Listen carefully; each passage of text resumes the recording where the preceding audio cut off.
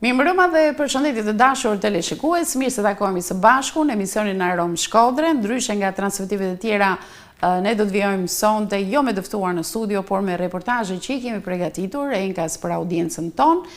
Fillimisht një material i parë do të sjellë në vëmendjen e opinionit të gjerë, një humbje që ne përjetuam, një humbje shumë të madhe të një artistit folklorit shqiptar, Jonus Delaj. Një lahutar që do të mbetet gjatë në memorien tonë dhe një kontribut i vyer në artin shqiptar. Kësaj radhe reportazhi do të sjell opinionet e artistëve, artistëve të Malësisë së Madhe, të cilët si asnjëherë tjetër u bashkuan për të zhvilluar homazhe në ditën e humbjes artistit të madh. Ne do të sjellim në mënyrë të përmbledhur opinionet e tyre, por fillimisht i reportazhi do t'i parapri një interviste e shkurtër që ne kemi realizuar para pak kohësh me artistin Jonus Delaj. Dhe më pas le të ndjekim vlerësime që me plot merit i ka marrë kjo figurë kaq e nderuar e artit shqiptar. Ndjekim reportazhin.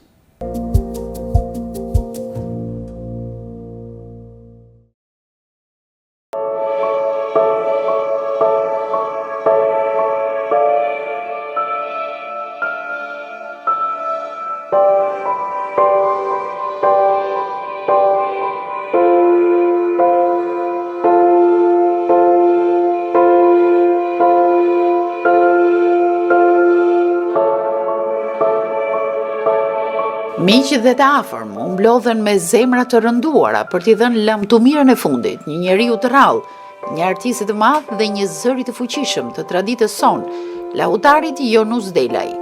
Humbja e tij nuk është dhimbje vetëm për familjarët, por për gjithë kulturën dhe trashëgiminë tonë shpirtërore. Jonusi ishte më shumë se një muzikant. Ai ishte një ruajtës i kujtesës sonë kombëtare, një njeri që me lahutën në dorë i dha zë historisë, trimërisë, dhimbjes dhe krenarisë së popullit tonë. Çdo tingull që ai nxirrte nga lahuta ishte një rrëfim, një amanet, një urë që lidhte të kaluarën me të tashmen. Ka qenë iniciative administratore së njësisë Kelmen në Malësitë e Madhe, zonjës Florida Peraj, me mbështetjen e studiueses zonjës Rita Kalaj Shkurtaj, për të mbledhur bashkë gjithë artistët e kësaj bashkie dhe bërë nderime të mikut të tyre që e humbën në moshën 75 vjeçare. Por para se t'japim vlerësimet e artistëve bashkohës së lahutarit Jonus Delaj, po prezantojmë në mënyrë të përmbledhur një biografi të shkurtër të tij, të realizuar pak kohë më parë, kur ai gëzonte shëndet të plot. Unë kam lindur në fshatin Nikç, Razmaj Shnikut i thom ne kështu, të Kelmenit, në një fshat të vogël, modest, në të krimit e mia e quaj si një amfiteatër gjigant. Jonus Delaj u lind në një familje tepër të varfër, por me njerëz të mençur. Gjyshi i tij ka qenë plak malesh, e shpesh e kanë thirrur të pleqnonte në situata të caktuara deri në Kosovë, atëherë kur kanuni ishte tepër aktiv. Në Nikç pothuajse çdo darkë mbas punës së lodhshme, burrat mblidheshin e dëgjonin këngët e lahutarit. Jonusi që në vogli, sapo e mësoi instrumentin, lëvizte shtëpi më shtëpi, aty ku lahuta ishte pjesë pandare o rendive të kullës, por sidomos e shpirtit banorëve. Ne kishim një traditë të moshme shumë. Herë merja lahutën, herë thosha, o e ka lahutën, Martin Dheshi. U rit në klimën e historive që rrëveshin nga të parët e tij për Krail Nikollën e Mark Milanin, se si atë e mposhti një lahutar që u këndonte këngë trimave të rënë dhe frymëzonte qindra të tjerë. Ai u rit në këndimin e vargjeve të Fishtës, poeti të madh shqiptar. Lahuta ishte një plan i parë i malsarëve, në odat e tyne, ishte një plan i parë, po pse jo edhe në përkrahjen e luftrave. Filloren e kreu në vendlindje. Në 7 vjeçare arriti të hapte librarinë e parë në Tamar me ndihmën edhe të mësuesit Kadrit Suri. Në 1967 shkoi ushtar dhe pas 27 muajve u rikthye në Tamar ku e caktua në tregti. Pas ardhjes së rrugës së asfaltuar në Tamar dhe elektrifikimit në vitin 1968, Jonus e shprehej se jeta artistike në Kelmen mori hovë të madh. Organizoheshin vazhdimisht aktivitete, ku ai ndihej mjaft mirë me pozicionin e lahutarit dhe interpretuesit që i dhanë. Në Kelmen u ndërtuan vatra kulturet në çdo fshat. Ishte bashkulltare, lahuta ishte bashkulltare ime. E kam dashuruar në gjithë jetën, masanai më portretizua. Edhe pse një pjesë e konsiderueshme e aktivitetit të lahutarit Jonus Delaj u realizua në monizëm, Vlera artistike e repertorit të tij është e jashtëzakonshme. Pati fatin të bashkëpunojë me kompozitorin Toni Ndaia, me cilin fitoi çmimin e tretë në një nga festivalet e organizuara ndër vite. Në vitin 1973, u caktua të merrte pjesë në festivalin Ballkanik Nohër të ish Jugosllavisë. Më pas udhëtimet kanë vijuar edhe më 1978 në Maltëzi, në Dubrovnik, Kotor e të tjerë. Ajo dhuntia që më ka dhënë Zoti, për shembull Zanin, e kisha pushk, si thot populli. Edhe Zanin, melodin e kisha pak të përshtatshme. Por dija ti bie ose t'i knoja edhe asaj melodisë moshme me një fjalë e me një za trimuar që kur del nga shpella të rime mi të rima vaj gjerë gjele se valia. Më 1979, së bashku me një grup artistësh të përzgjedhur nga gjithë Shqipëria, ai shkoi të interpretonte për herë të parë në Kosovë. I pyetur se në cilin sistem je ndjer më shumë i vlerësuar, para apo pas viteve 90, Janus Delaj shprehet. Normalisht para 90. Unë kom majta të boshtin korrizor të Lahutës që ka kënaqur gjithmonë këngët epike. Unë kur kam shkua jashtë shtetit, më jam munduar të paraqes vlerat e mia, por vlerat kombëtare. Janus Delaj, jo vetëm lahutar, por edhe krijues tekstesh. Ai ka gjithsej 250 të tilla, një pjesë të cilave sot kanë edhe vjen melodike të Lahutës. Keni arritur të krijoni qoftë edhe një CD apo një album tëndin, Janus? Albumi është zyrtar. Ku ti marr parat për albumin? Mjeshtri lahutar Janus Delaj nuk e bazoi jetesën e tij vetëm tek lahuta. Ndoqi porosinë e teatrit për të pasur një profesion në jetë dhe përfundoi shkollën e mesme për mekanik. Ka punuar herë si mekanik e herë si inspektori kulturës në Dukagjin, Velipoj, Koman, Vukël e të tjerë. Me brigadën e Komanit erdhi e punoi për 4 vite në Maltësinë e Madhe. U caktuar para shkrirjes së vendit të punës në stacionin e trenit në Bajs. Dhe vitet 90 e gjetën lahutarin e skenave të mëdha, pa punë dhe pa të ardhura për të mbajtur familjen. I nxitur nga nevoja për të nxjerrë bukën e përditshme, Janusi nisi të punonte si saldator pranë shtëpisë së tij. Duart e arta do të jepnin rezultatin e tyre edhe në këtë profesion të rënd për një artist.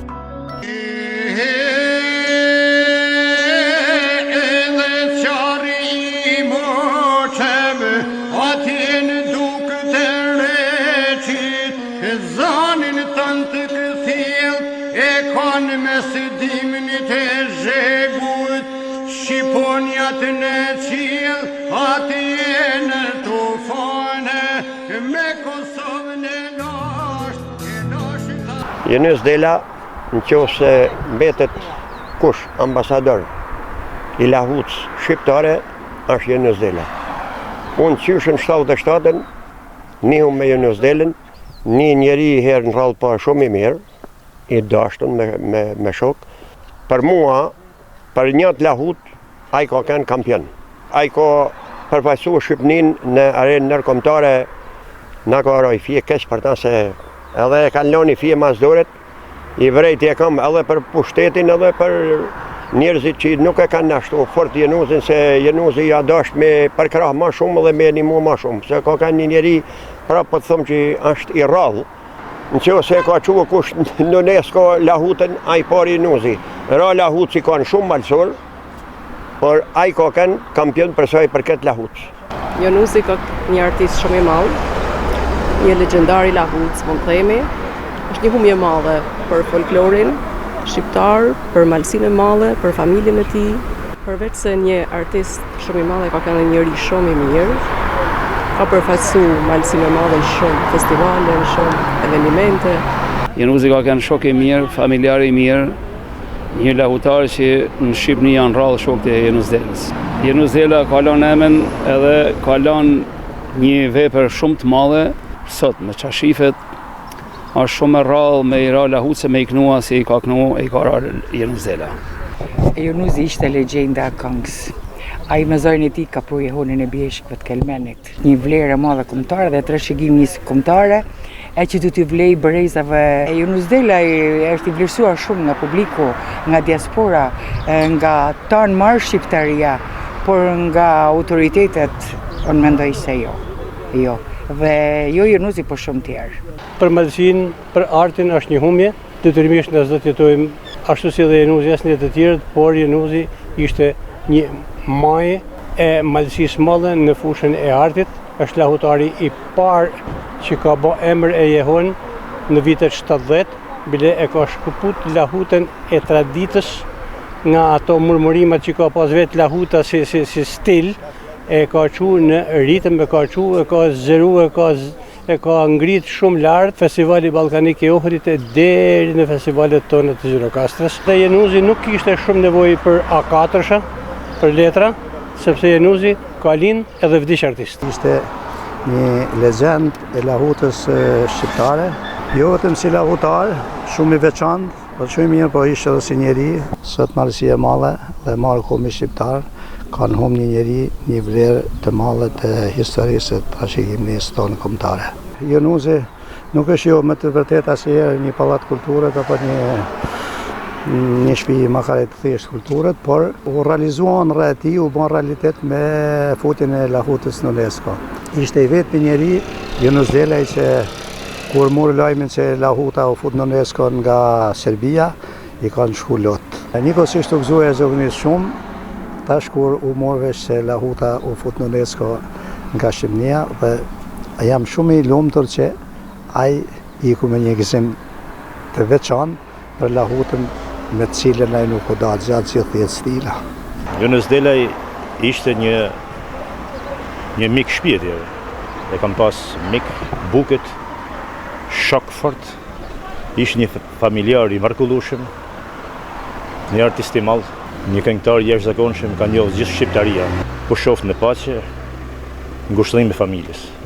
Jam shumë i pikëlluar. Unë Jenuzin e kam pas idol të këngës me lahut. Është i papërsëritshëm. Nuk ka një tjetër si ai.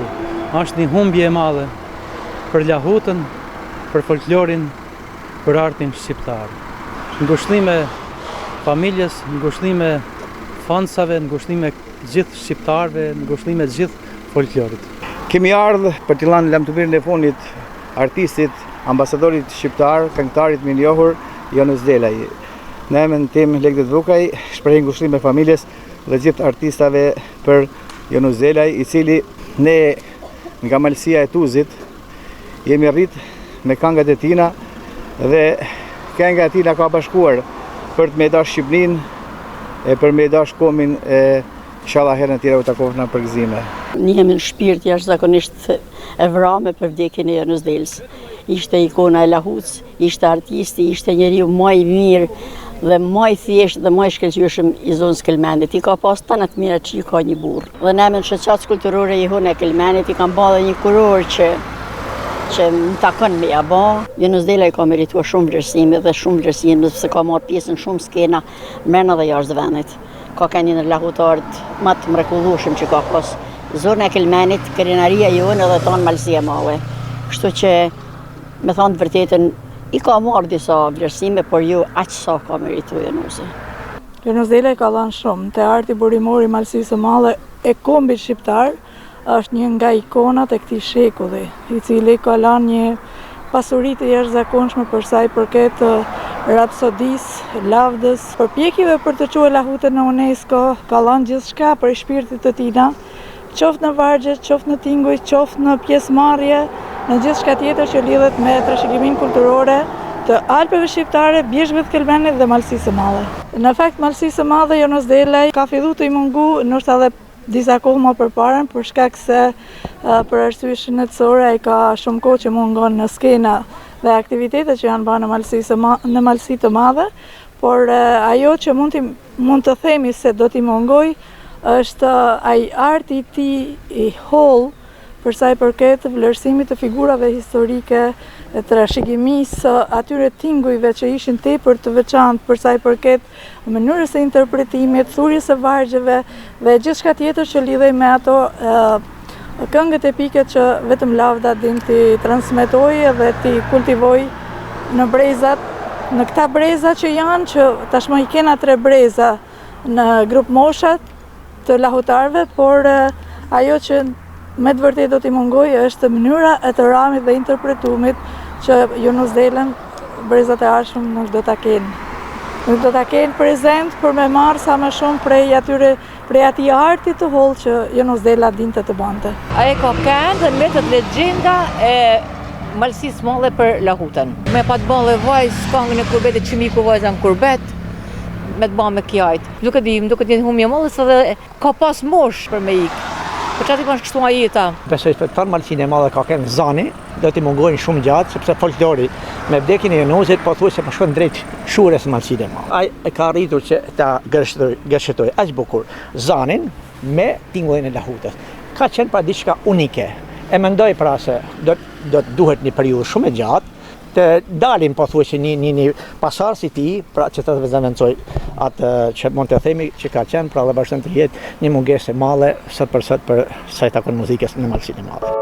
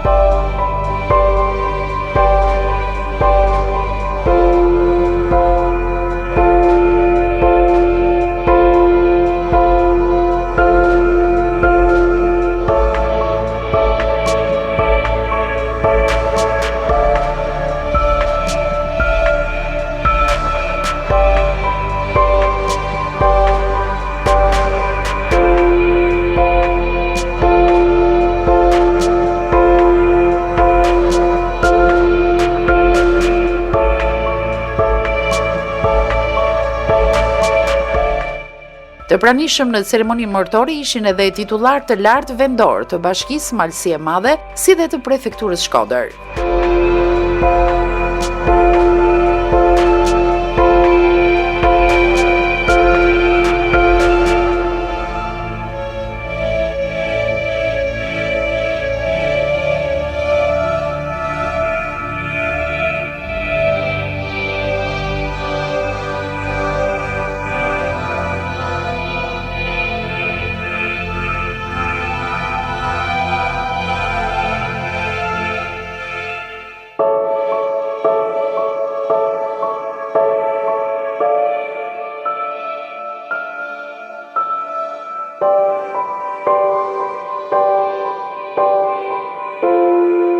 Sot po përcjallet një njeri me vlera, një njeri që e vlerësoi gjithmonë traditën edhe kulturën e Shqipënisë, e majti gjithmonë në shpirt edhe në dorë Lahutën edhe në momentet e tij më të vështira.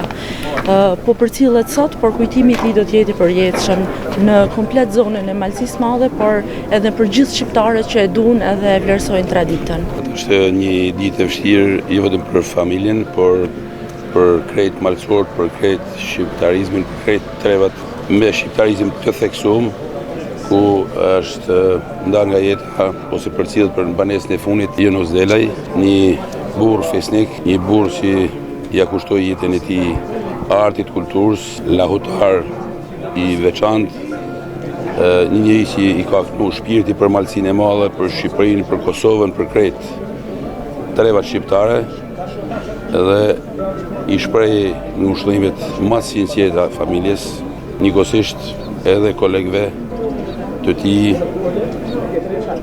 Ne kena humbur një burr të talentuar, por që vepra e tij do mbetet e përjetshme tek krejt malësorët për gjithçka që ka realizuar gjithë jetën e tina. Të më vërtetën, më rrez zemra aq fort, sepse kontributin që ka ai për zonën e Kelmenit, për malësinë e madhe, për gjithë Shqipërinë, është i paqmueshëm. Ka shumë vlerë. Kjo është më e pakta që mund të më bë për Januzin sot në ditën e tij të fundit.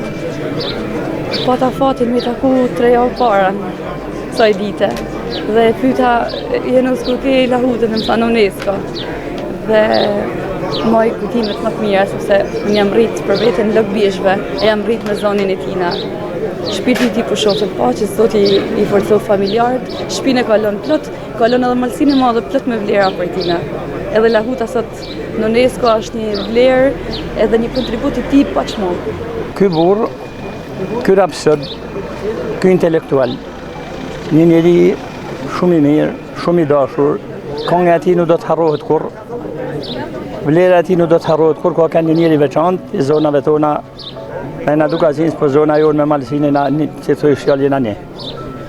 Kësi kjo ka kanë një rapsod i mrekullueshëm dhe familja humi një person shumë të dashur, Zoti i falësoft, këti fali Zot atij të Parisin, edhe kjo do të harrohet kurrë me breza. Sot të gjithë jemi të pikëlluar për Januz Delajn, ai ishte një model këngëtari, një model njeriu, një model shoku, që të gjithë kemi marrë diçka nga karakteri dhe vlera dhe vepra e tij. Ne jemi në xhansit e tij, edhe në qoftë se ai ka qenë shumë i afërt, shumë i dashur, shumë i afrueshëm me gjithë këngëtarët dhe nuk e tregote vetin kurrë superior ndaj askujt, veç ishte një formë profesori. Njerëz si Januz Delaj, si Salimani, si Mihill Çuni, duhen shekuj për t'i arritur. Janë të paarritshëm lavdi për jetë. Januz Delaj dhe gjithë artistëve të kombit tonë.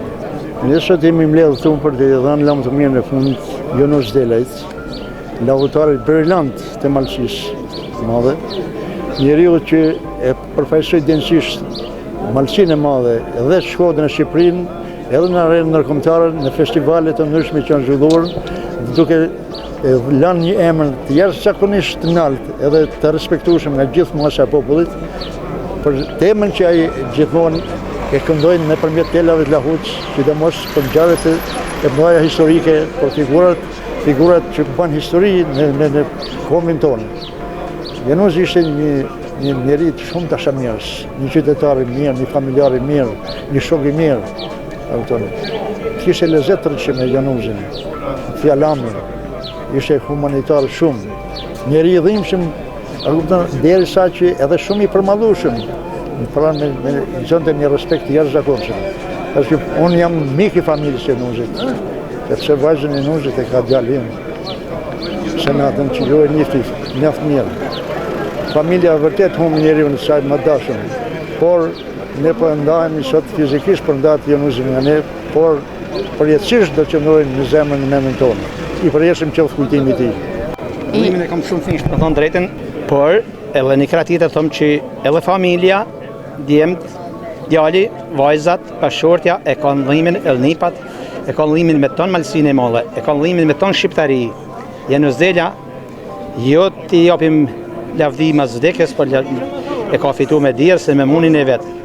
Gjithë kur do të shkosh në shqiptari, në tonë botë, ku hashin shqiptar, e të folsh për Januz Delajn, të thoshëm për asaj krahin, gjem shtetje, gjem respekt, pra një figure po zëvendësueshme. Plus që Lahuta po thuaj se ka marrë shkollë të madhe me i kene Januz Delajs. Inshallah, rritën breza të ri, kjo është i përjetshëm kujtimi i tina, kjo është me jetë gjallë. U falënderes ju si gazetari që keni ardhur me pasqyrua punë Januz Delajs e në ditën e fundit tina, kjo është në Rum.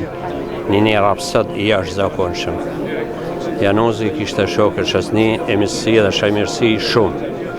Një në ata në Januzin, jo si patriot, si kelmenas, për baba jem, Rëzgjoka i ka majt flokt. Pra ishte famulli jonë, na kishte nunane. Januzi e nifte mirë shësnin, artin, kulturën. A i la pasuri të mallë këtë për malësinë e mallë, për gjithë komin shqiptar, ku nuk unë joftë në për trevat shqiptare, edhe manej në Evropë edhe në botë. Janozi i la djalin, la dy vajza, la pikëllu me gruan të cilët ne i urojmë gushtime familjes tyne dhe të qëndrojnë të fort për Janozin për arsye se ka lënë mbresa të mira e shumë të mira.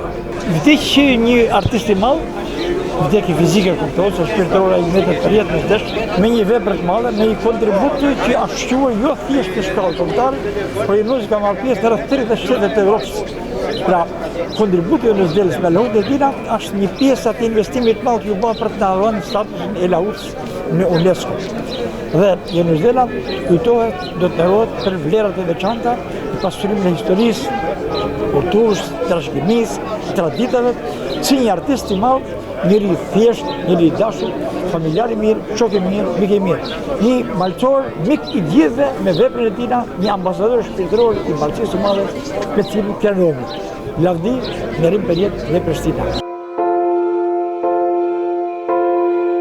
Lam të mirë Janoz Delaj.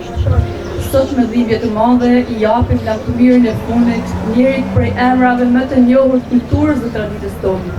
Janoz Delaj, biri i Kelmendit legjendar të lahutës legjendare.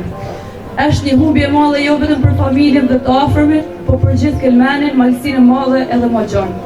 Aq sa ishte e madhe dhe i gjon vepra e tij më shumë se 60 vjeçare.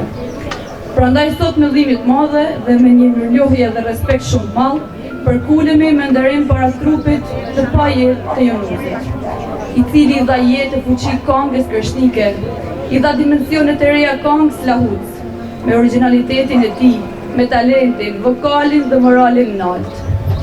Qysh më shtreron ky talent i vullneti i tij. Janoz Delaj me lahutën rritën njëri tjetrin. Lahuta rriti Janozin, por edhe Janozi rriti lahutën.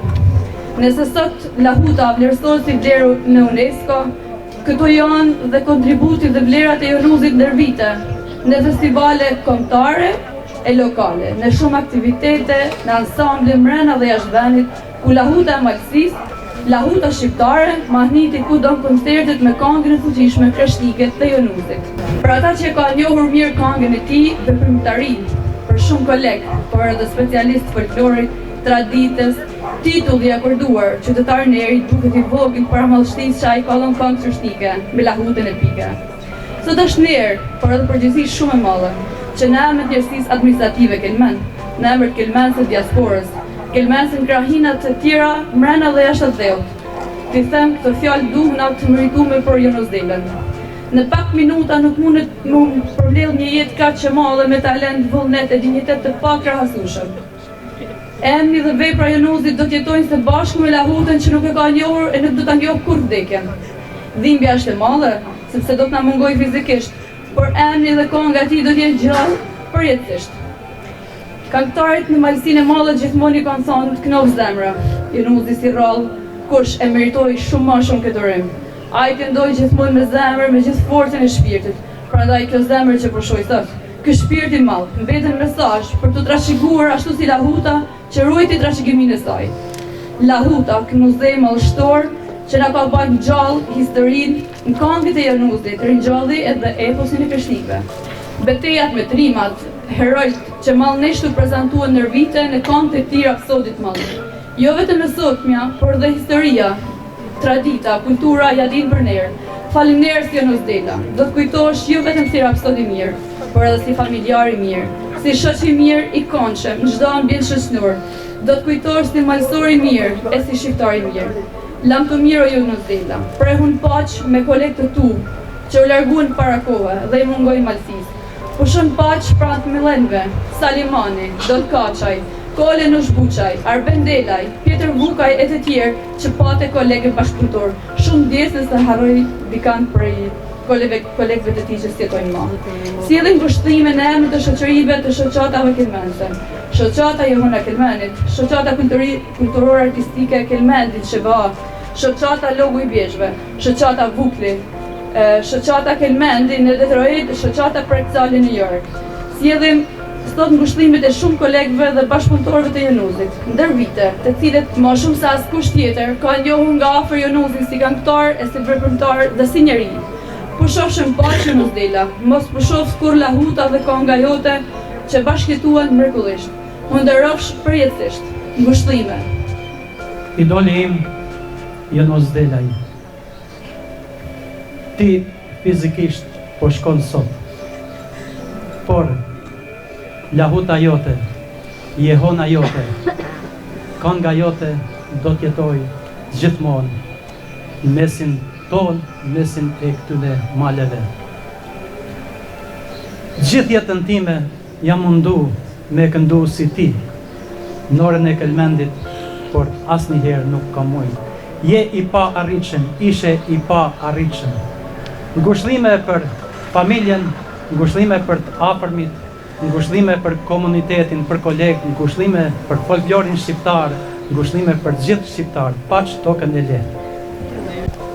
Të nderuar familja e Jonuz Delës, të nderuar shokë, miqë të dashamirë, të nderuar shkrimtarë dhe artistë mallëçorë dhe shumëllarë, miqë, shokët, njerëz të dashuruar pas veprës së Jonuzit. Sot po ndami nga Jonuz Delaj, po ndami kuptohet fizikisht.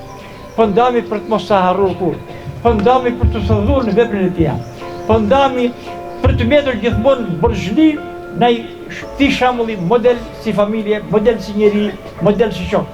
Jonuz Delaj shëtiti mi 30 shtetet botës, mi 30 tribunat botës folklorit, uni e zanit ti, ku shtrimoj fjala ti, ku shtrimoj historia jonë, ku shtrimoj kultura jonë. Promos me këtë bekun folklor dhe me atë dashurinë e madhe për këtë vend, edhe për njerëzit që është shumë e rëndësishme, nëse ka diçka që jam shumë mirënjohës se bazë temash që më kam mësuar me i dash njerëzit edhe me i vlerësu për ata që janë. Faleminderit se keni ardhur për largë për afër, familjarë, miq, shokë, kolegë, njerëz dashur në zemrë, s'kena me ju harru kot. Faleminderit fort, faleminderit.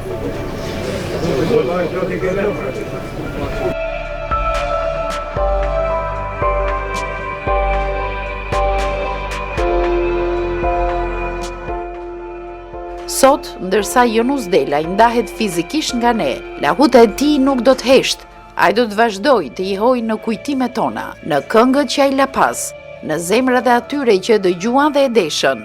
Trashëgimia e tij do të jetojë në çdo vargje pik, në çdo tingull që do të ringjallet nga duart e brezave të rinj që do ta ndjekin rrugën e tij.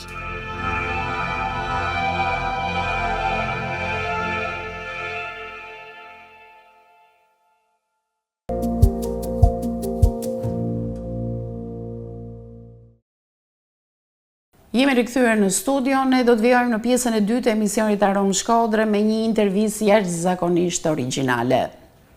Ai njihet pak në qytetin e Shkodrës edhe pse ka 10 vite që ka ardhur të jetojë sërish në Shkodër.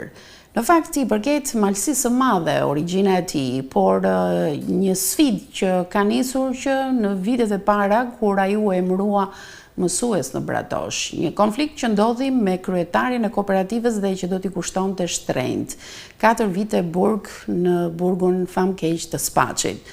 Por kjo nuk e theu. Ai do të vijonte jetën e tij në vitet 90 duke ju rikthyer profesionit të bukur të mësuesit për cilin sakrifikoi aq shumë dhe që e deshi. Megjithatë, ndryshimet në Shqipëri nuk ishin ato që duhet dhe Marash Gilaj vendosi që të emigronte drejt Shteteve të Bashkuara të Amerikës. Është një histori jete me mjaft problematika brenda, por një histori jete që ka një zhvillim pozitiv të një njeriu opozitar në mendimet e tij, por që nuk dorëzohet asnjëherë dhe vijon të thot fjalën e lirë përmes veprave. Në moshën 60 vjeçare ai nisi të shkruaj librin e parë dhe deri tani ka botuar 5 libra. Mes tyre janë libra me ese, publicistik dhe poezi.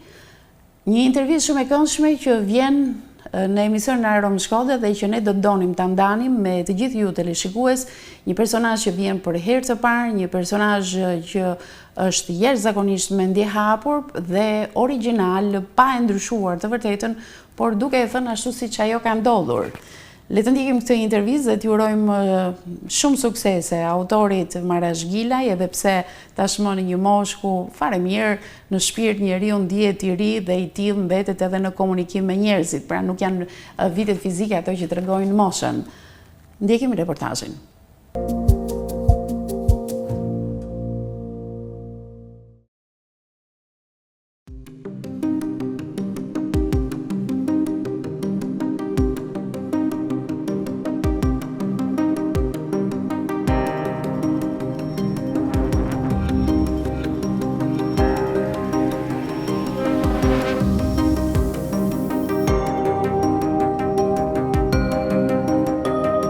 Në historinë e Malësisë së Madhe ka shumë njerëz që kanë jetuar me sakrificë, por pak prej tyre kanë ditur ta mbajnë shpirtin gjallë, shpirtin e dijes dhe dashurinë për librin në çdo etapë të jetës. Një prej tyre është edhe Marash Gilaj, mësues, ish i burgosur politik, emigrant dhe shkrimtar, i cili sot në moshën 82 vjeçare vazhdon të shkruaj me të njëjtin pasion si dikur. I lindur në vitin 1944 në fshatin Goraj Budisht të Malësisë së Madhe, ai e nisi rrugtimin e dijes në shkollën fillore të fshatit të tij. Për të vazhduar 7 vjeçare në Zagor, i duhej të përshkonte çdo ditë afro 45 minuta rrugë. Ishin vitet vështira, por dëshira për arsimi ishte më e fortë se lodhja. Në vitin 1963 përfundoi shkollën pedagogjike në Shkodër dhe po atë vit, vetëm 19 vjeç, nisi punën si mësues në Bratosh. Më pas shërbeu për pak kohë në Deda i Shkrel derisa u thirr për shërbimin ushtarak. Nga fundi i vitit 1965 deri në vitin 1968 mbajti uniformën e ushtarit, ndërsa sapo u kthye, vijoi sërish misionin e tij në arsim fillimisht në Breg Lumi e më pas përsëri në Bratosh. Teksa jepte mësim, u regjistrua me korrespondencë në degën gjuhë letërsi të Universitetit të Shkodrës. Por jeta do të merrte një kthes dramatike. Në vitin 1976 u pushua nga puna pasi bëri një ankesë ndaj kryetarit të kooperativës së kohës. Pas kësaj punoi për 2 vite në kooperativë, derisa në vitin 1978 u arrestua për agitacion e propagandë duke përfunduar në burgun famkeq politik të Spaçit. Aty kaloi vitet më të vështira të jetës së tij, deri në fund të vitit 1982, kur u lirua me amnisti, pak para përfundimit të dënimit. Edhe pas daljes nga burgu, nuk ju lejua të rikthehej në profesionin e mësuesit. Punoi në kooperativë bujqësore, në bonifikim dhe më vonë në hidrocentralin e Komanit. Vetëm pas vitit 1992, me ndryshimet politike në vend, Marash Gilaj mundi të rikthehej sërish në arsim. Me përkushtimin dhe dashurinë për nxënësit, ai fitoi vlerësime të shumta, duke marrë të drejtën të jepte mësim nga cikli fillor deri në shkollën e mesme. Karrierën e mbylli si drejtori i shkollës së Zagorës në vitin 1997, përpara se të emigronte në Shtetet e Bashkuara të Amerikës. Atje shkoi për bashkim familjar, pasi djali i tij kishte emigruar që në vitin 1989. Fillimet nuk qenë të lehta, pa njohur gjuhën angleze, punoi si pjatalarës në restorante. Më vonë, pasi mësoi gjuhën, punoi në fabrika që prodhonin pjesë për automjete ku arriti të sigurojë pensionin e tij. Sot bëhen 23 vite që ai ka marrë nën shtetësinë amerikane, dhe sa prej vitit 2013 jeton sërish në Shqipëri, fillimisht në Tiranë dhe tashmë në Shkodër. Por përtej profesionit dhe sfidave të jetës, një vetë veçantë në historinë e tij zë letërsia. Dëshira për të shkruar lindi herët. Poezinë e parë e botoi në vitin 1967, kur ishte ushtar në revistën 10 Korriku. Ishte vetëm 23 vjeç.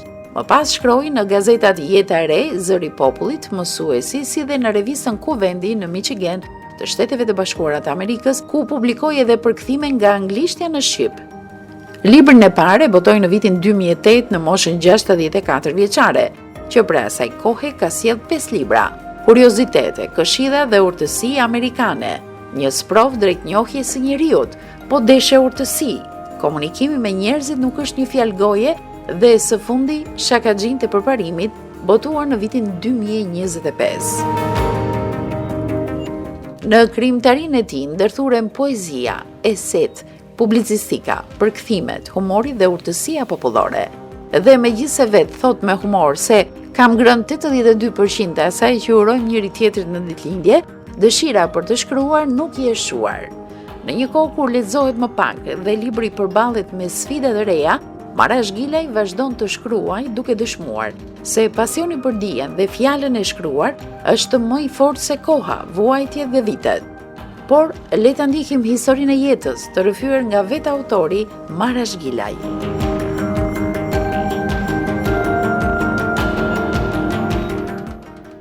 Zoti Marash Gilaj, përshëndetje dhe mirë se erdhët në emisionin tonë Aeron Shkodre. Shumë kënaqësi që ju kemi në një intervistë e cila realizohet për herë të parë.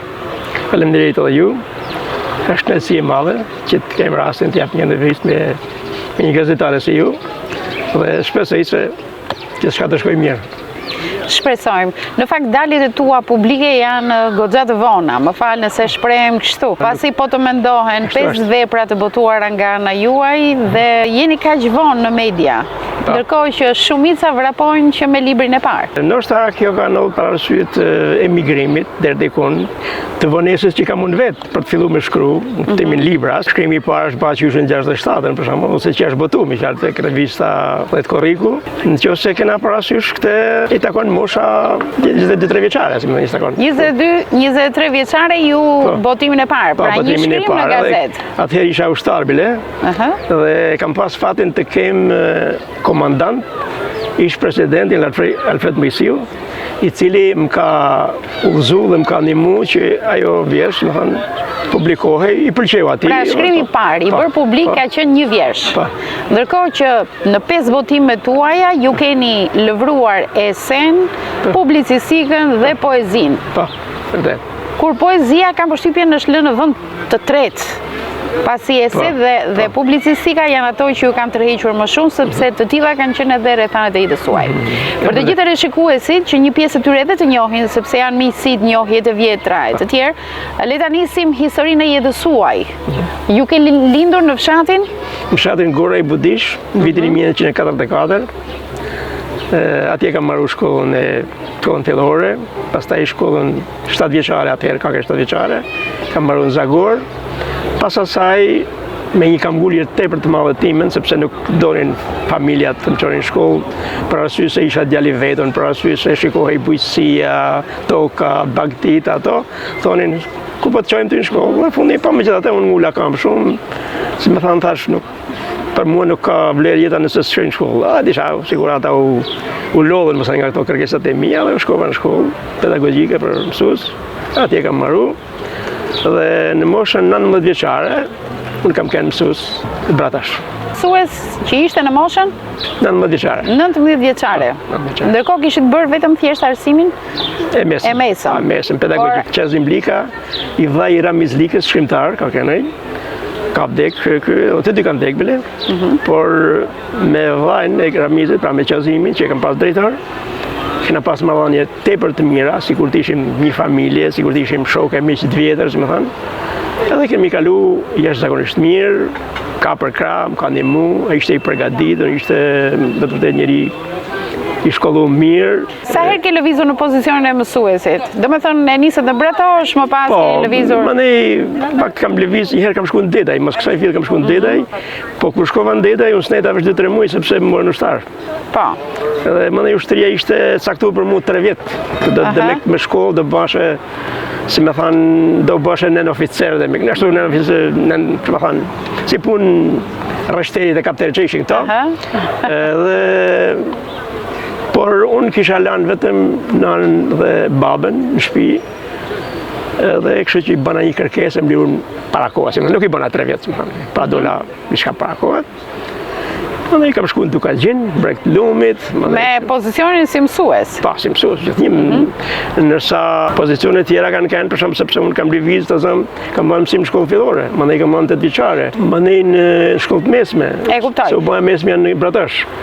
Mandej u bëna drejtor shkollët në Zagor. Pra, në shumë pak vite ju keni lëvizur shumë? Po, lëvizur shumë. Se ka shumë keni lëvizur? Lëvizet kanë kënë edhe për arsyet aty në kundërshtimeve, pata një përplasje me ish kryetarin e kooperativës të asaj kohe. kohë. Ku? Në çfarë vendi? Në Bratosh. Në Bratosh. Pra kur ju ishit mësues në Bratosh. Pra kur isha mësues në Bratosh. Atëherë fillon të transferimet me kanë mos ju bë përplasja, fillon. Pra që në fazën e parë, kur ju ishit mësues, në atë daljen e parë si mësues, ju patë një konflikt me kryetarin e kooperativës, por jo me drejtuesin e shkollës. Jo.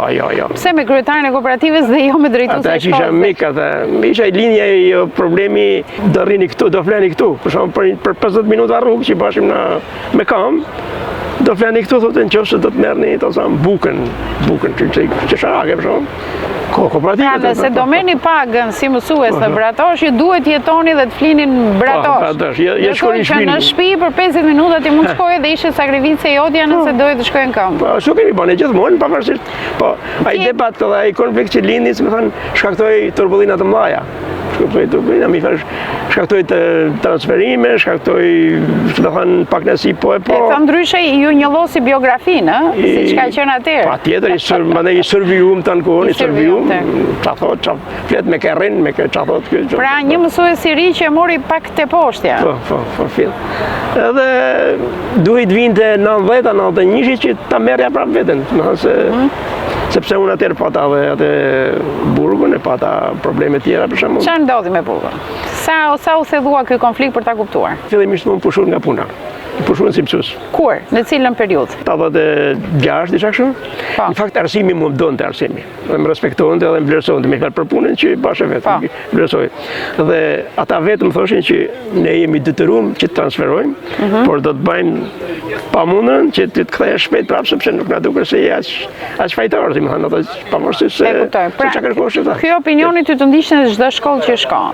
Atë ndodhi kjo përplasje dhe pastaj ai kryetari i kooperativës pati aq ndikim në atë kohë sa ndikojnë në pezullimin të nga puna. Kishte një këtë fort, ai bile manena, ai u bë deputat, domethënë pra kishte mirë ai punën, kishte i përkrahur nga qeveria asaj kohe. E kuptoj. E mban mend çfarë motivacioni të dhan? Për pushim nga puna. Pushim nga puna, ishi pa përshtatshëm kaq thjesht. I pa përshtatshëm, do punosh në kooperativë bujqësore. Ma ne shohim se si. Atëherë ka qenë edhe periudha që quhej edhe periudha riedukimi, ashtu. Riedukimi. Ku mësuesi pezulloi nga detyra dhe ti u futet punojë në kooperativë. Çfarë punësh bëje në kooperativë? Gjitha punë që bën kushdo tjetër. Pavarësisht se më shikoshin me një tjetër me kështu po i vëzhguam tan kohën. Ajo e keqsoi punën prap kooperativa sepse dije që paknasia ime sa vinte rritej.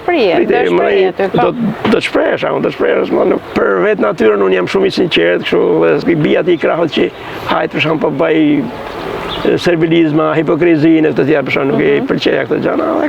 I kam thënë, ashtu si i kam menduar, i kam thënë gjërat. Në fund u përgatitën letrat që më shku në spaq. 78-ën. Erdhi një njoftim në punë? Sa kohë kishe që punoje në kooperativë? Unë kisha 2 vjet atëherë. Gjetën në Shkodër një ditë, ata që ishin që më servioshën, vetë sigurimi, dega e punë mbrëmshme, më thanë tash ti do vish me ne në degë se kërkojnë. Po nuk më arrestuan, as nuk më banë që po më shoqën 2 vjet ishin ata. Kur shkova aty, nuk kisha drejt me dalma. Ato paraqit një akt akuzë apo diçka, ato bëj gjyq. Ke po agitacione propagandë. Ke kënë president për mërzu pushtetin, për mërzu pushtetin një person, ashtu ishte formuluar, jam i kanë, ashtu dhe propagandë, neni 55 ka kënë atëherë, jashtë dhe propagandës, me kanë dënu 5 vjetë, dhe me kjo, ato maksimume që ishin, përgjithësi kanë kënë për agitacion, kanë kënë 8 vjetë kanë kënë. E kuptoj, u bëj gjyq për këtë, apo ja? U bëj gjyq, dhe ti u dënove me 5 vjetë heqëlirje. Po, me 5 vjetë heqëlirje, dhe këtë burë kam po më në por kam dalë para kohët për në një amnisti që është bërë. Po, pra sa rritë nga 5 vjetë të bësh? Bëna rrëth 4 vjetë. 4 vjetë. Si e kujton periudhën e burgut?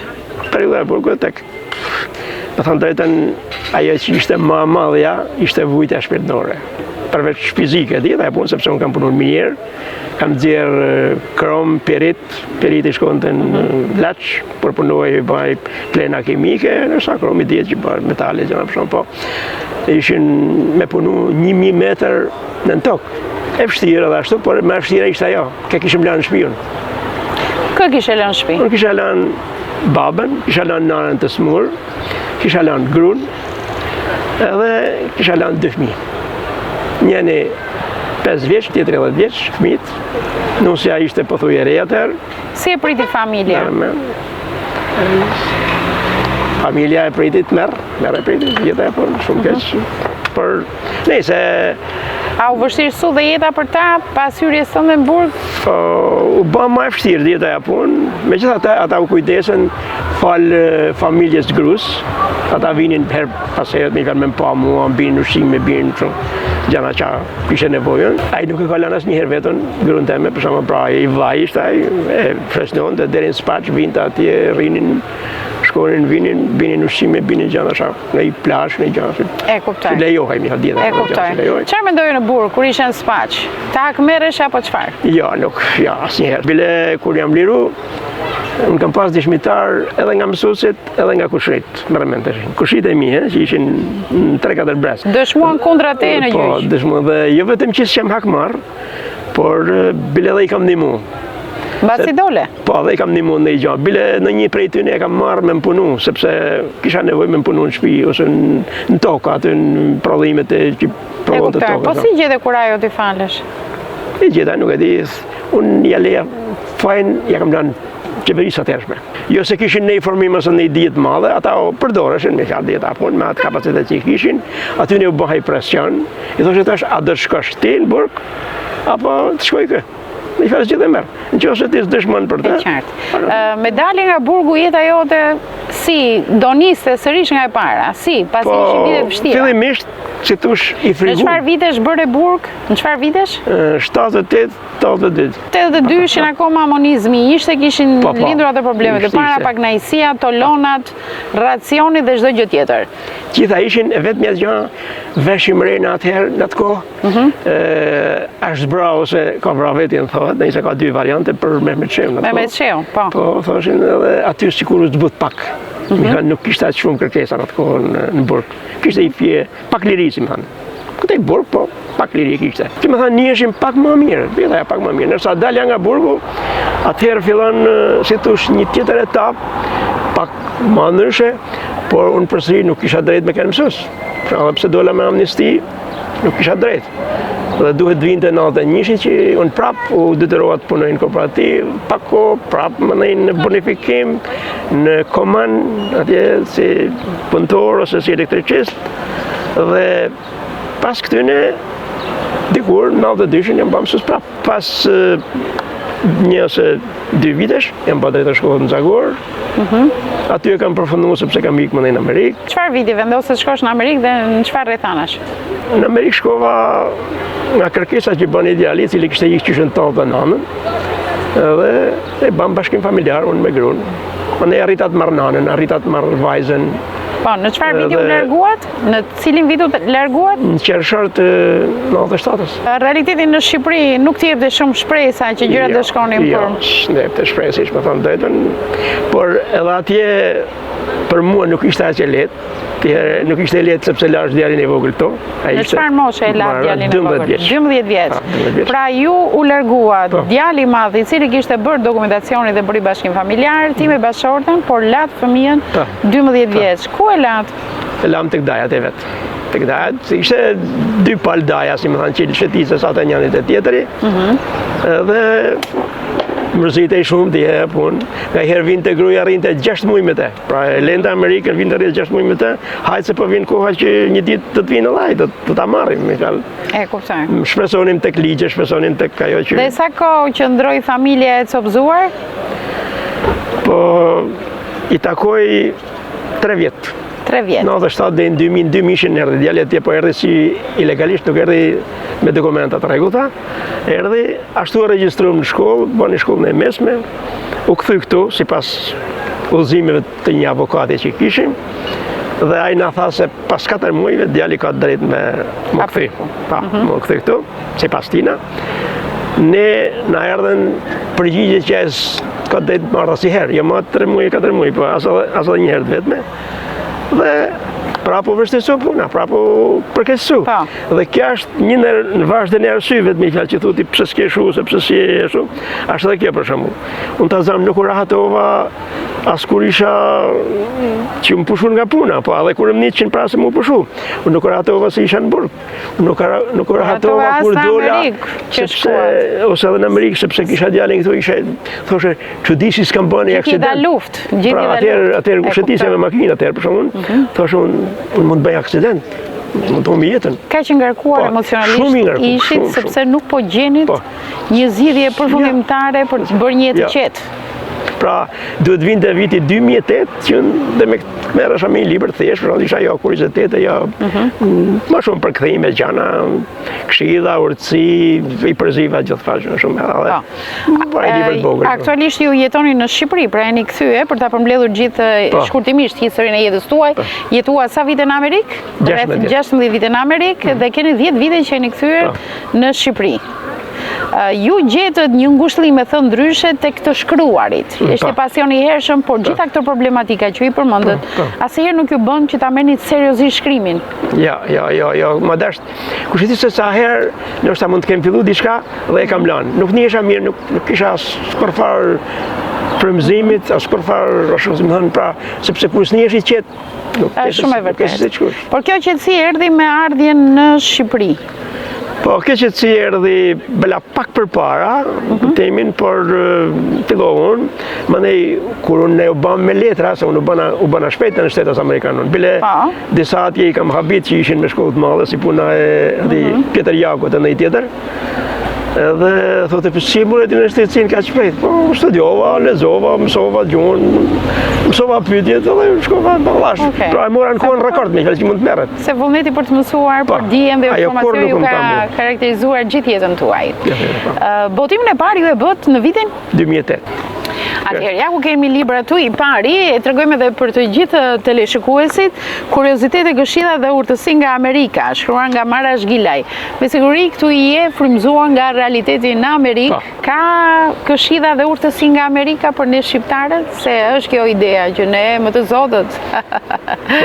Por kemi çdo popull ka, çdo popull ka. Ka dhe gjëra të veçanta, jeta e punë, sepse nuk ka gjithçka, por kur i merr dhe i shef për shembull urtësinë botërore, për shembull të vendeve të ndryshme, gjen shumë ngjashmëri.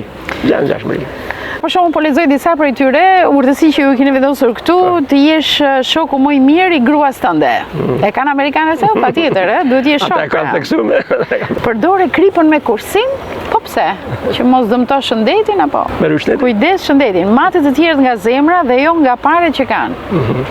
Pra kështu thonë amerikanë, gjej punë që i përshtatet vlerave tuaja, dhe kjo është më se vërtet. Se ne ngaherë gjej punë me para e kemi ne këtu. Po.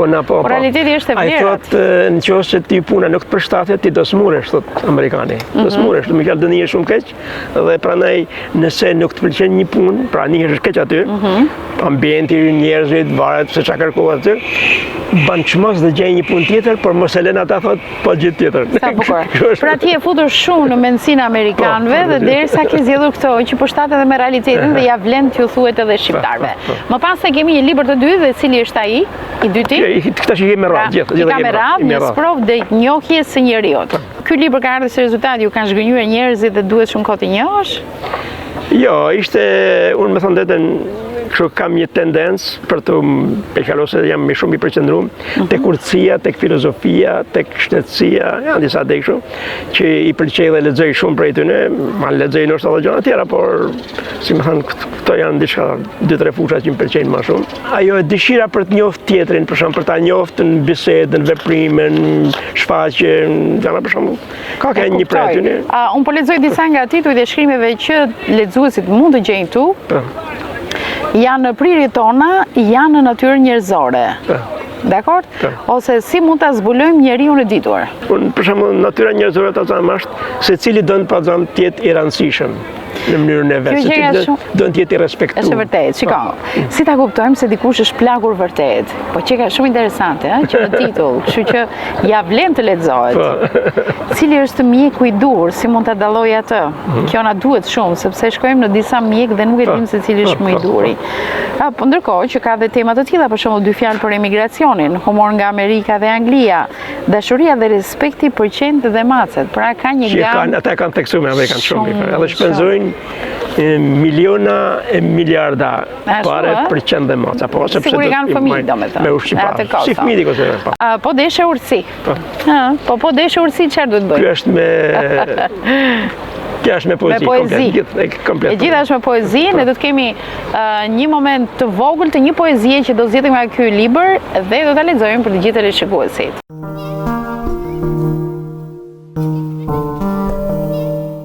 Buzëqeshja jote. Buzëqeshja jote, stolje rrallë, magneti fuqishëm, që zor t'i bësh ballë. Ajo ngjan me diellin, që ngroh e ndriçon, dhe vlen më shumë se çdo diamant që pamjen tënde zbukuron. Është shenjë paqes, plot mirësjellje urtësi, është gjua universale, mbushur me magji, lehtësisht e kuptueshme, edhe për çdo fëmijë.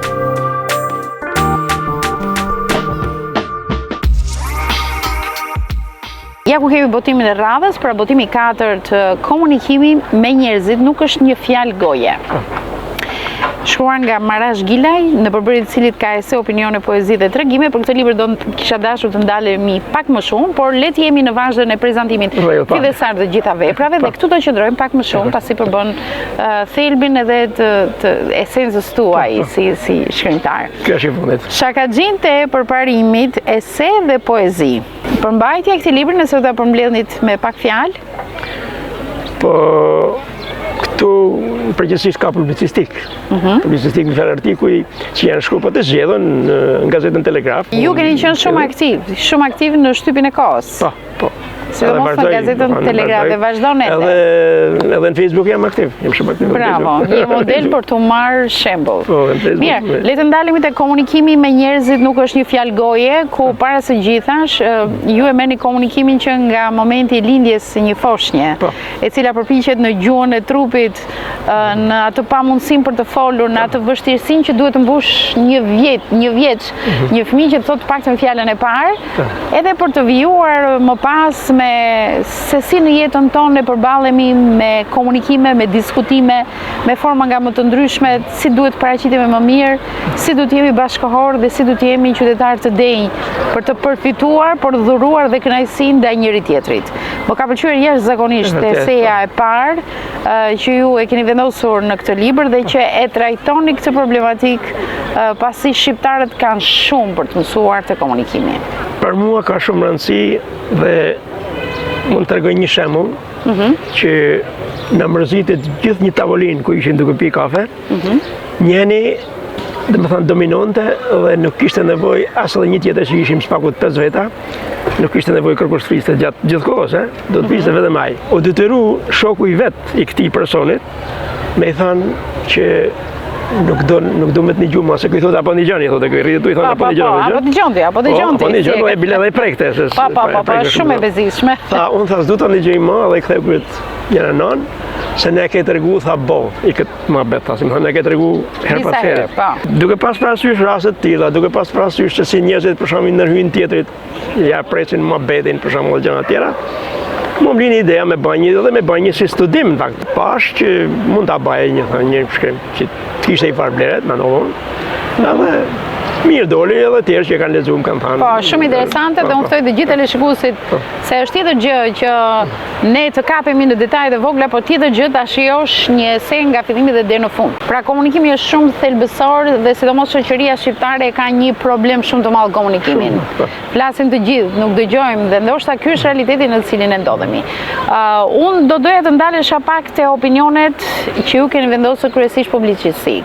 E shpreh me siguri maksimale që hyni tek zërat më revolucionar do ju quaja për mënyrën se si i kundërviheni qeverisë aktuale.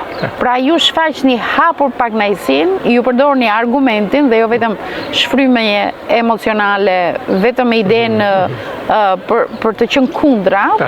Pra për të qenë fanatik kundra, nuk kemi të bëjmë me një rast të tillë, por ju përdorni argumentin dhe jeni shumë të pakënaqur me mënyrën e qeverisjes aktuale të pushtetit. Është shumë e vërtetë kjo. Dhe kjo përgjithësi se thush është e akumuluar pak a shumë përgjithësi me vite, sepse ne kemi jetuar dhe regjimin tjetër, për shembull, por ne jetojmë këtë tjetrën që ngaherë shpesh na duket e ngjashme, pavarësisht se ka disa gjëra që nuk janë të asaj kohe, po ose për shembull cilat gjëra, në cilat pika ky sistem që kemi aktual, pra qeveria aktuale bashkohet me kohën e dikushme. Herë ajo që është më e rëndësishmja pak a shumë mund të them se të ja fillu nga zgjedhjet që janë pothuajse të ngjashme. Zgjedhjet që është gjë tepër e rëndësishme. Me fat mos kesh zgjedhjet, mos kesh drejt të zgjedhësh, bile janë as votime për mua për shembull. Pse s'janë votime? Nëse unë vit tham ty të kërcënoj për shembull që ti mos del në votime, ti del sa parë don ti për shembull nëse do votosh. Me sa i Ignaqën me 50.000 lekë, me 100.000 lekë, për shembull, e ke fjalën për qeverisjen pas viteve 90 në përgjithësi apo për aktualen? Jo, unë tash e kam për aktualen, vërtet, por ajo jo se ka kënë për sosën, edhe ajo s'ka kënë për sosën, ajo ka pas gabimet e vetë, ose ka pas raste, për shembull, që dikush është pasuru në mënyrë të pa drejtë, ose diçka të tillë, për shembull, por prap, kjo më duket se e ka keqësu, si më thënë, është bëmë ma keq, pra nuk ka bëmë ma mirë, pa bëmë ma keq, që po mendojmë na, po i afrohemi dhe me ke Europës, a duhem të hymë në Europë, po si të hysh në Europë me një nivel të tillë, për shembull, të gjëra nuk mund të hysh. Thjesht për shembull të bën propagandë, po propaganda është më shumë për me mulu realitetin.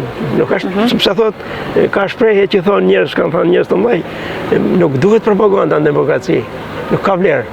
Demokraci s'ka nevojë për propagandë. Flasim pak ku e vendosi theksi më shumë, te cila problematika, që juve ju duken shumë alarmante. Jo, mu më duhet, më thashë fillojmë nga zgjedhjet, për shembull, që është pika më e rëndësishme se nëse ti për shembull nuk arrin me bën zgjedhje të rregullta, të barabarta, të ndershme, ku di çfarë pra nuk e jep drejtën aty tjetrit, që edhe e kam shprehur, diku ne kam thënë, është grushtetit. Qëtë grushtete, nëse ti e merr në të mirë, pra për shembull, edhe më ne dele thuaj që më kanë votuar tonë. Po, mora kaq deputet, po në vërtet ty s'kanë votuar tonë. Sepse ti ke provu me kanë edhe vetën pas se ka pas një rast që këta nuk u futën zgjedhje, e kujton besoj. Edhe prap po të marrësh atë numrin, aty janë detyruar me vjedh veten për shembull. Me bën një marifet për me pas vota edhe në mungesë të opozitës. Ose për shembull futej dikush një parti e vogël krejt që gjoja që pa më ka dhe opozitë, po shal. Po ajo kryesorja nuk ishte. Ju dini dhe hapur duke thënë sa herë fiton Rilindja humb populli. Ka tranoset Shqipëria. Kështu e kam konceptu, kështu e kam idenë time me vetë që ju mendoni se rezultati i zgjedhjeve është i manipuluar? Është i manipuluar. Shumë i manipuluar. Dërgos shumë masi, dërgos bëhat ma. Më nej vetë shemujt që në rrethojnë këtu, për shembull qoftë me Kosovën, qoftë me Italinë, me Greqinë, tjera më larg deri te Franca, deri te kush duhet për shembull me radhë.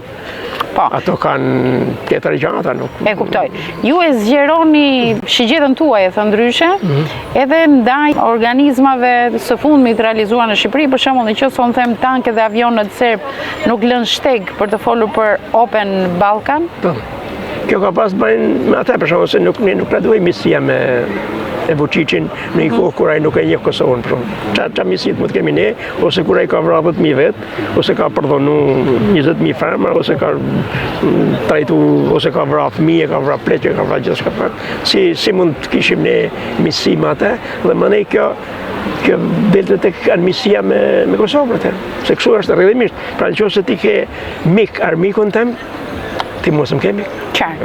Me sa shoh ju kapni aktualitetin, pra ju jeni aktiv në çdo situatë apo ngjarje aktuale me interes të përbashkët rajonale dhe aq më tepër për shqiptarët, ju jeni gjithmonë gati për shkrimin tuaj. Më bëri shumë përshtypje dhe fakti një shkrim këtu ka shumë të tillë dhe unë ju përgëzoj për kurajon, në fundit thoni mendimin tuaj. Ju duhet një president që ta tërhiqni për hunde. Tek ne pothuajse nuk ka vlerë presidenti. Nuk ka kompetenca, nuk e pyet kush. Ose për shembull, kam vu unë president ty, për shembull. Kam vënë, nuk ka vënë popull, nuk je me votën e popullit. Ti kam menduar me caktuar president, aty do të firmosh, do të jesh në terim, Mikael. Ti do jesh në terr, thjesht kaq. Edhe ai për shkak nuk është në gjendje me kundërshtu asnjë lloj ligjit, sa do i mrapsh tjetër ai për shkak që mund bëhet fjalë ose çdo ata për shkak besoj se ju kujtohet që përmend jo pasaportat e ardhat, jo evazioni fiskal, janë gjëra që dëmtojnë popullin, shtetin. Nuk ishin për popull ata. Ose për shembull, si mund të thosh, e kemi rrit ekonominë për shembull 3-4%. Po mirëqenia sa është rrit? 0%. Sa është rrit me mirëqenia, sa është rrit mirëqenia ka ra. Për shembull, unë jetë që flas, që funi marr një pension të vogël nga Amerika dhe një nga Shqipëria, unë për shembull marr jo më pak se 200.000 lek mangut sot vetëm me kursin e dollarit për shembull. 200.000 lek më pak marr. Atëherë qa, ku ka arriti këto mi? S'ka arriti hiç. Ose për shembull, që nuk ka arriti dhe për arsye të rritjes çmimeve. Për shembull, nëse rritet çmimi, unë s'kam rritë pensionit. Ti duhet të përgjigjesh sepse ose për shembull nafta më është se kudo tjetër për shembull. Unë kam shokë njerëz që dalin në Jugosllavi e furnizohet me naftë. Shkon atje mush serbatori, do thoshë që pata i rrugë. Pra ku është rritja, do thoni ju, kur popullata provon krejt të kundërtën. A jeni dakord me shprehjen çdo popull meriton qeverinë që ka? Po, jam shumë dakord, qoftë dikush e përkrah një person që është në majët piramidës, për shembull, pavarësisht nga veset që ka, pavarësisht nga tmetat, në fakt ne nuk përkrahim dikën ose nuk e duam dikën nëse s'kemi dhe ne disa nga ato veset e tij dhe ato shfaqjet e tij të dëmshme, ose të rreshme, më të themi shumë. Që do thotë vese të ulta në shoqëri kanë marrë një zgjerim më të madh. Po, kanë marrë zgjerim më të madh. E cili është vesi më që ju e përbuzi dhe vini ndukje? Cili është vesi? Hipokrizia, servilizmi. Servilizmi janë të merrit. Mund të shërohet ky popull apo është bërë një dëm i pakthyeshëm? Unë them se duhen vite, duhen sipas filozofisë e urtësisë popujve të ndryshëm edhe tonës, po duhen tre breza për të arritur diçka. Duhen tre breza. Breza nuk infektojnë njëri tjetrin në një shtet të tillë? Jo, po megjithatë bëhen ndryshime, si më thënë, sepse ata infektojnë deri diku, por si më thënë duhen tre breza për të arritur në diçka tjetër. Në një nivel tjetër. Në nivel tjetër se marrin, në një tjetër patjetër do të trashëgojnë, por prapë se prapë, për shembull ne kemi familje, ta zam që thon, ky është familje e ndershme, familje me taban, familje kështu ashtu për shembull përmend atje, por njëri mund ta prishë atë familje për shembull. Dhe një keq për asaj familje dhe e prish. Qartë. Historikisht shqiptarët nuk kanë ditur të bëjnë shtet asnjëherë. Ja. Por kanë pas edhe role ndoshta kryeministri, generalësh, pra kanë qenë shumë të aftë në aftësitë luftarake menaxhuese, drejtuese në vendet fqinje. Pse vetë shqiptarët nuk bëjnë dot shtet ashtu siç duhet jetë? Duket se është ambienti i tillë. Ambientet e lidhet me ambientit, me kushtet servilizmi, hipokrizia të tjerë. Por një ndër këto është edhe interesi, për shembull, i nisën gjithçka nga interesi. A disa dëmshme është për shembull, e mendoj nganjëherë, nëse për shembull një doktor niset nga interesi, për shkoj unë vizitu, pa niset se sa parë japon për shembull atina. Çfarë vizitat mund të bëjnë mua, sa mund të vlejnë mua. Në momentin që jam kthyer nga emigrimi para shumë vitesh, gjëja e parë që mendova ishte një ilaç i mirë i këtij vendi është sikur të gjithë ti marrësh si popullat, ta degdisësh në thojza në vendet europiane ose edhe në botë, të mësohen me kulturën dhe me edukatën dhe me respektimin e ligjit, ka një ndërgjegjësim të jashtëzakonshëm bota. Dhe pasi ta fitojnë këtë ndërgjegjësim të vinë të gjithë për një herësh këtu, sepse ndodh që ata që vinë nga jashtë përshtaten me ambientin këtu. Dhe kjo ka qenë edhe tek studenti në shtëpi e emigjenit. I diplomuar në Europë, gjen një mendësi krejtësisht ndryshe këtu, por për hir të mendësisë së vendit, edhe ai nënshtrohet bashkë me pjesën tjetër të popullatës. Them se secili mëson diçka, por këtu shohim një fenomen çuditshëm, për shembull, nëse e lidhim Tazam thjesht me aksidentet. Për shembull, atje Tazam ai ka rregull.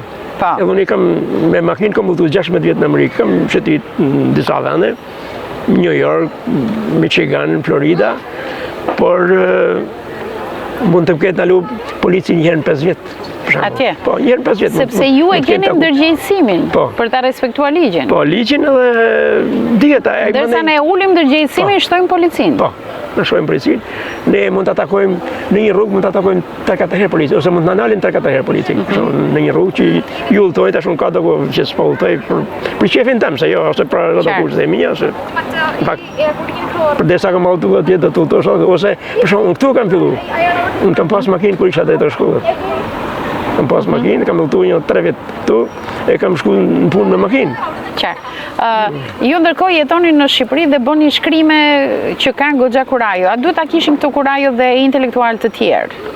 Tham se po, do ta kishin. Sepse një zë i vetëm do të jetë i pamjaftueshëm. Shumë i pamjaftueshëm. Për të sjellë ndryshimin. Për shembull, po krahasojmë kështu, pse nuk fiton opozita, po thon. Është një pyetje që mund ta bëjnë kushdo. Pse nuk fiton? Dhe unë kam shkruar një shkrim për këtë punë.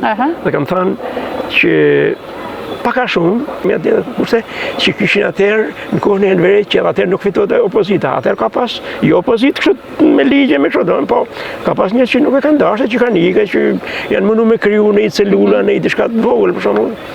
Tu fillon nga Pjetar Arnori, për shembull, që kemi nga Shkodra, po nuk. Edhe këtu për shembull një intelektual sa do i ditun tjetër, sa do i zgjuar, sa do gozimtar, duhet të gozim, sepse ai nuk të lën, ai lufton me mënyra të ndryshme. Pra është një formë e moderuar e një diktature tjetër. Diktaturë kamufluar, po. Është shumë vështirë pra të fitoj opozita. Çfarë duhet ndodh? Shumë vështirë. Unë kam futur në këtë plan, kam futur edhe ndërkombëtarët. Dhe kam thënë të kenë turp që i bëjnë mashallah skeqes. Kam thënë disa herë. Është dëshirë për ambasadorët. Po, për ambasadorët. Për arsye se sot më duket ishte për Gonzales. Sot tha për shembull që mos kujtoni tha se hyni në Europë pa plotësuar kushtet. Nërsa del atje ajo për shumë Marta Kospa, mos diçka thot, dhe në rrugë të marrë, thot, jeni bukur, thot. Në fakt, nuk i kena plotësuar kushtet, ne për shumë, nuk ka rëndësi se i kena hap ata kapitoj që thot, i kena hap 30 kapitoj, 30 kapitoj që. A kena mbyll në ide tash? Jo. Nërsa Marizi i ka mbyll, një gjysmën i ka mbyll, s'pakon, 30% i ka mbyll.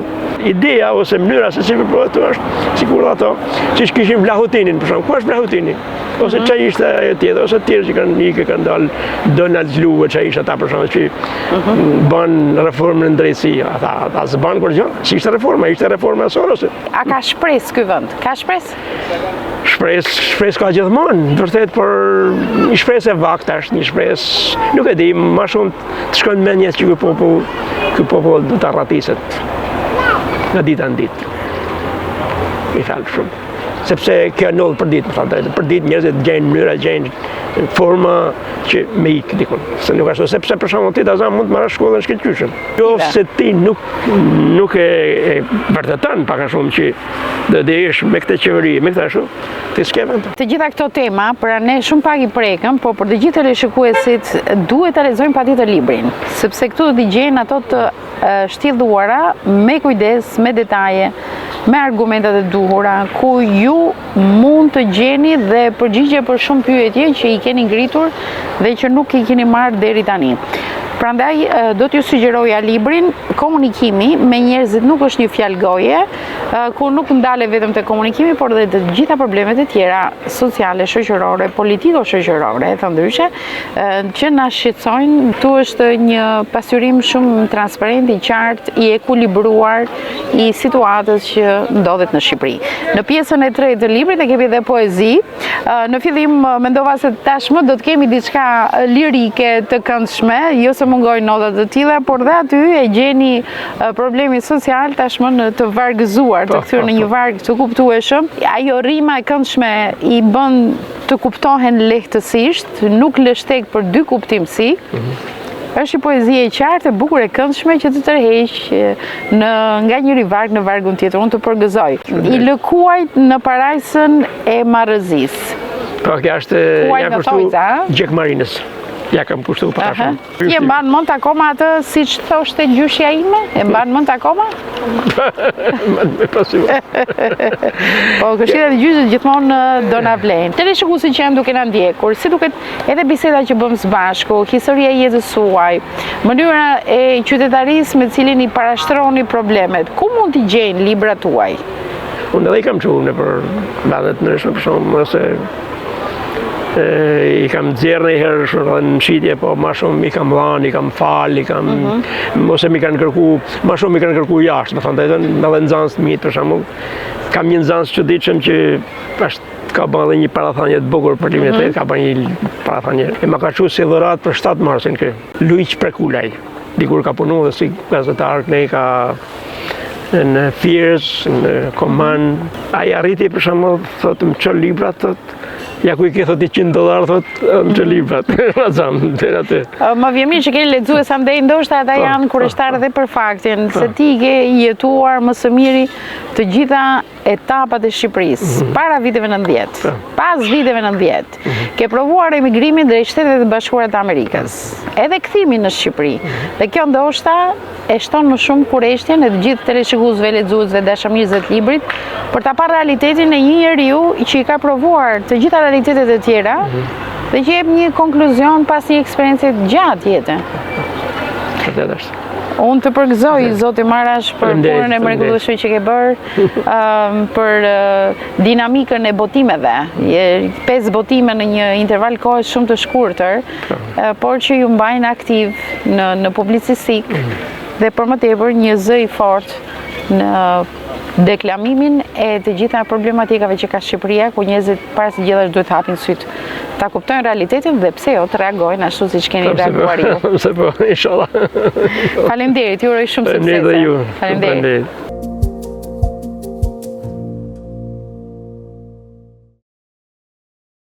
Kjo pra ishte intervista me shkrimtarin, publicistin Marash Gilaj. Ne e përgëzojmë për botimet e tij dhe ju urojmë shumë suksese. Shpresojmë ta kemi sërish në emisionin e Arom Shkodre. Në pjesën e parë rikujtojmë për të gjithë teleshikuesit që ne patëm një reportazh homazh në nderim të figurës lahutarit Jonus Delaj, të cilin e humbëm pak kohë më përpara. Ritransmetimin e emisionit do të keni mundësi ta ndiqni ditën e shtunë në orën 15:30. Ne do të vazhdojmë programin e Arom Shkodre dhe javën e ardhshme dhe do të përgatitemi më pas gjithëmendja do të kaloj për emisionin Pushosh Shqiptarçe, duke qenë se sezoni veror nxit më shumë dëshirën për të udhëtuar.